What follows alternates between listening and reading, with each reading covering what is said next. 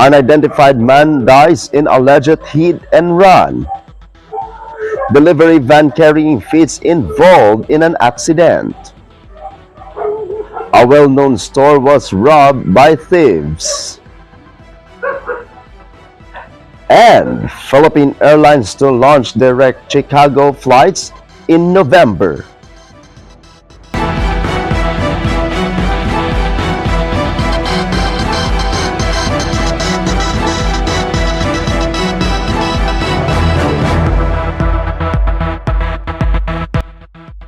Good evening, I'm Apolinario, 30 Dignadi si Valencia, and this is Philippine Headlines.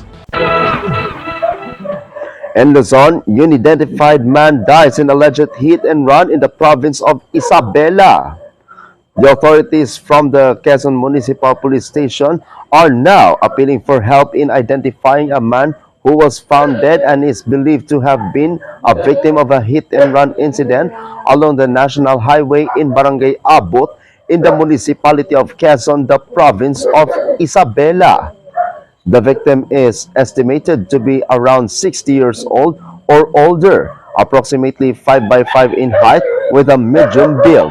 He was wearing a blue polo shirt, gray 6-pocket shorts, a camouflage hat, and a ring. The victim died due to the incident and has been brought to Carbonell Funeral Home in the said town.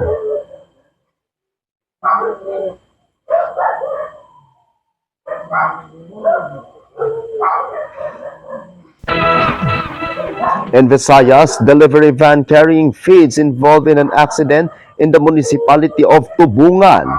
A delivery van carrying animal feed was involved in an accident in the area of Barangay San Jose, the municipality of Tubungan, the province of Iloilo, at around 1 p.m. this afternoon.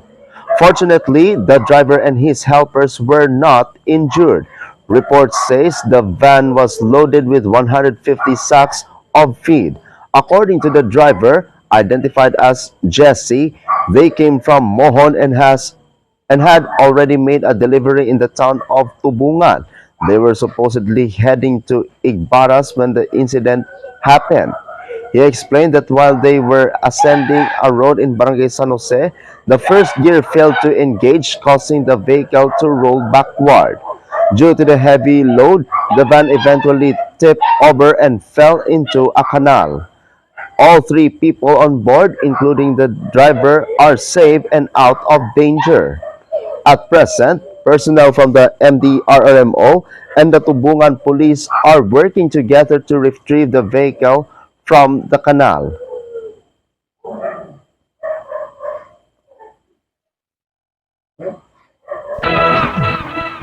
In Mindanao, a well-known store in the municipality of Isulan was robbed by thieves.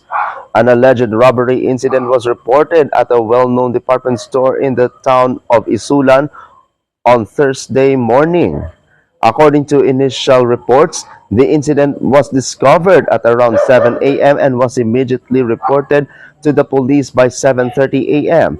The break-in occurred inside a store located near the Rotunda in Barangay Calawag Dos. Based on the statement of the assistant supervisor who reported the incident, a storekeeper from a nearby establishment noticed that the store's steel exit door was open. This was immediately reported to the management, prompting them to inspect the premises and confirm the alleged robbery. Initial investigation suggests that the still unidentified suspect or suspects climbed onto the concrete portion of a billboard from an adjacent building to reach the store's roof.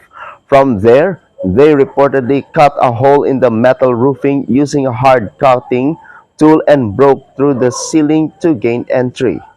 Inside the establishment, the suspect allegedly damaged the control monitor room and targeted the vault, which they reportedly forced open using a mechanical grinder to take an undetermined amount of cash.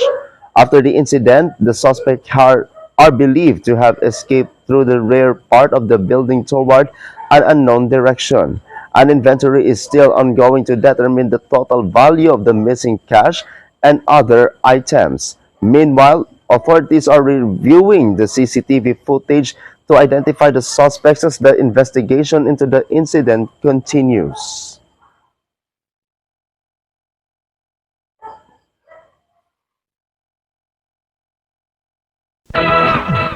In the other news, the 20 remains of Filipino OFWs from Kuwait arrive in the country.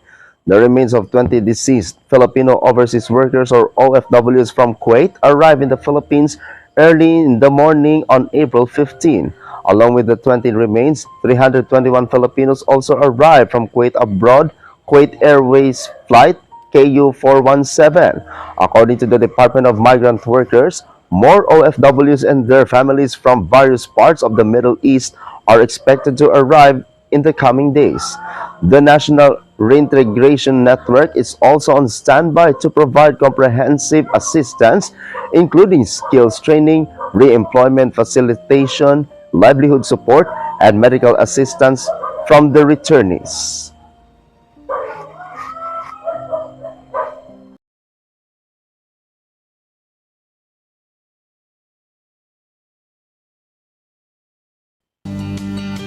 And our business update, Philippine Airlines to launch direct Chicago flights in November.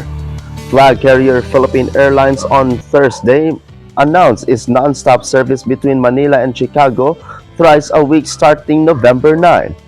Chicago is considered one of the premier hubs in the United States, and the entry into the vibrant city will provide direct connectivity to the Midwest.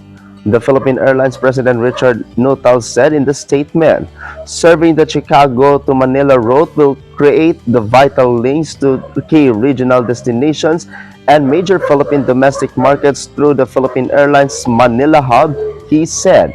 The non-stop service, utilizing the Airbus A350-900, will operate every Monday, Wednesday, and Friday, departing Manila in the afternoon and arriving at Chicago's O'Hare International Airport in the afternoon local time. The return flight will operate on the same days, departing in the evening.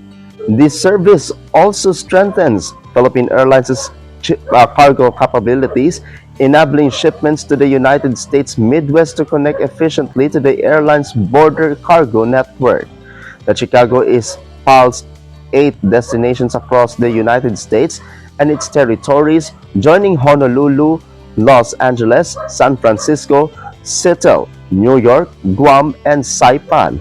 The Chicago flight launch comes amid the border expansion of the airline's trans-Pacific operations.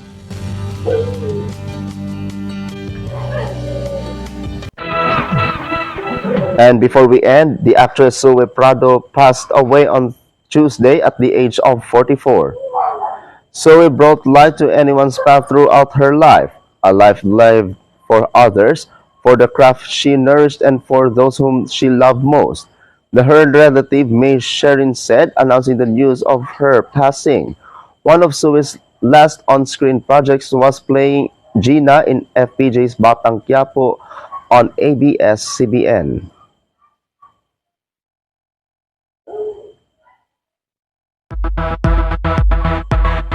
And that is Philippine Headlines this Thursday, April 16, 2026. I'm Apolinario, 30 Dignadi si Valencia, and this is Salakot Online Broadcasting Network. Good night, Philippines. Amping kasadya.